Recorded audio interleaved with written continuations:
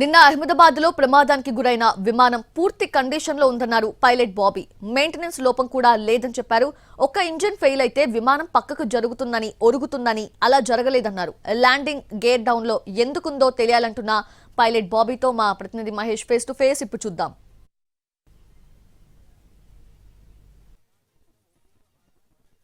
మనతో పైలట్ బాబీ ఉన్నారు. నిన్న అహ్మదాబాద్లో జరిగినటువంటి సంఘటన పైన వారు ఏమనుకుంటారు, ఈ ప్రమాదానికి ఏవి కారణాలై ఉండొచ్చు, వారు ఏమి ఎక్స్పెక్ట్ చేస్తున్నారు, వారి మాటల్లో వినేటువంటి ప్రయత్నం చేద్దాం. చెప్పండి మేడం, నిన్న అహ్మదాబాద్లో ఘోరమైనటువంటి దుర్ఘటన జరిగింది. సో దీనిపైన మేడం. సార్, ఈ దుర్ఘటన అనేది ఇండియన్ ఏవియేషనే కాదు, వరల్డ్ వైడ్ ఏవియేషన్లో it's a black day sir. ఎందుకంటే ఇట్లాంటి ఘటన ఎప్పుడు 787 డ్రీమ్ లైనర్ బోయింగ్ కంపెనీ అంటే ఈ ఎయిర్క్రాఫ్ట్తో కాలేదు. మొట్టమొదటిసారి ఈ ఎయిర్క్రాఫ్ట్ అయింది. అండ్ ఈ aircraft is a more advanced latest technology and more safety to fly. And మనకి ఇంకొకటి ఏంటంటే travel mode is the best mode to fly అని అంటారు. మనకి flying is the best mode to travel అని. సో ఇది ఏమైందో ఎవరికి ఇప్పుడు వరకు తెలియదు. నాకు తెలిసి మాత్రమైతే there might be few conditions. ఎందుకంటే ఈ టేక్ ఆఫ్ కాగానే it's in a very critical phase. ఇప్పుడు మనకి టేక్ ఆఫ్ ఉంటుంది, క్రూజ్ ఉంటుంది, అప్రోచ్ అండ్ ఫైనల్ ల్యాండింగ్ ఉంటుంది. ఈ టేక్ ఆఫ్ స్పీడ్, ఈ టేక్ ఆఫ్ పీరియడ్లో పైలట్స్కి ఎక్కువ టైం ఉండదు టు హ్యాండిల్. అండ్ ఏమైనా ఎమర్జెన్సీ ఉంటే there is a red light flashing into the cockpit. అదే కాకుండా హార్న్ వార్నింగ్ కూడా వస్తుంది. సో ఈ ఎయిర్క్రాఫ్ట్లో there might be 3 reasons sir నా పట్టి. అయితే ఒకటి ఏంటంటే engine failures. So both the engine fails అనేది హిస్టరీలో 1 in billionsలో అవుతుంది అనమాట. సపోజ్ ఇదే అయింది అనుకో, so these can be because of the birds. అక్కడ బర్డ్ హిట్ లేదు, మనకి బర్డ్స్ లేదు, weather is clear, 6 kilometers visibility ఉంది అక్కడ. సెకండ్ థింగ్ ఏంటంటే లాస్ ఆఫ్ పవర్తో కూడా ఇంజిన్ ఫెయిల్ అవుతుంది. So we don't know what is the loss of పవర్తో లిఫ్ట్ కూడా రిడ్యూస్ అయిపోతుంది. ఆల్టిట్యూడ్ తక్కువ ఉంది కాబట్టి we don't know what is the major cause behind this incident. The second thing ఏంటంటే captain has declared mayday before the aircraft has come down. Madam, అంటే అవును May Day అని చెప్పేసి పైలట్ అన్నారు అని చెప్పేసి కూడా చెప్తున్నారు. అంటే ఏంటి అసలు మేడే? సార్, మేడే అంటే in case of any kind of an emergency which requires an immediate attention, immediate action, అప్పుడే మేము మేడే అన్న. అంటే ఎయిర్క్రాఫ్ట్లో which you can't handle, you can't rectify immediately. Mayday అంటే you need to come back and land immediately అనమాట. So that is the reason captain has answered mayday. అంటే ఏటీసీకి mayday అనిపించింది, but by the time ATC could respond to it, communication loss అయిపోయి aircraft was on ground. ఈ terminology ఈ విధంగా ఇంకా ఏ రకమైనటువంటి పదాలు ఉంటాయి మేడం? మేడే అంటే మేడే అంటే it is an emergency declaring sir from the cockpit. Pan అంటే it is an urgency.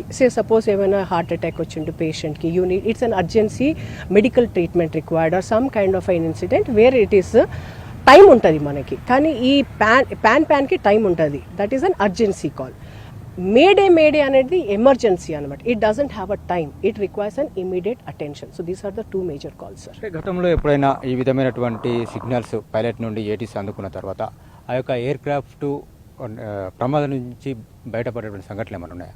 Sir, definitely చాలాసార్లు మేడే అన్నట్టు సమ్ టైమ్స్ ఏమవుతుంది, ఫ్యూల్ తక్కువ అయిపోతుంది, వెదర్ తక్కువ వలన ఫ్లైట్ పైననే రొటేట్ చేస్తూ ఉంటుంది, వీ కీప్ ఆన్ హోల్డింగ్ అనమాట.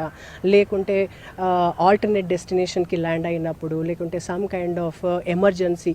మేడే అంటే జనరల్లీ క్రూజ్ లెవెల్లో you have a time to attend that emergency, you come back and land. కానీ ఇది ఇనీషియల్ క్లైమ్లోనే ఉండే.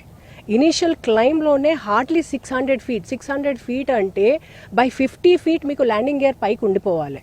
కానీ ఆ 50 feet వెళ్ళిన తర్వాత కూడా ఎయిర్క్రాఫ్ట్ ఆన్ గ్రౌండ్ నుంచి ల్యాండింగ్ గేర్ వే స్టిల్ డౌన్.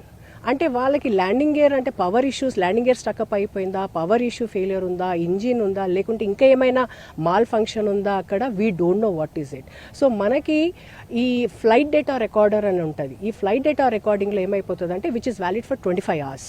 దీంట్లో ఈ ఎయిర్క్రాఫ్ట్ ఏ ఆల్టిట్యూడ్లో ఫ్లై చేస్తుంది, ఎంత స్పీడ్ ఉంది, దీనికి ఎంత విండ్ డైరెక్షన్ ఉంది, ఏమైనా మాల్ ఫంక్షన్ ఉందా, హైడ్రాలిక్ ఫెయిలియర్ ఉందా, ఫ్యూల్ కంటామినేషన్ ఉందా, ఆ రికార్డింగ్లో ఉంటుంది సార్.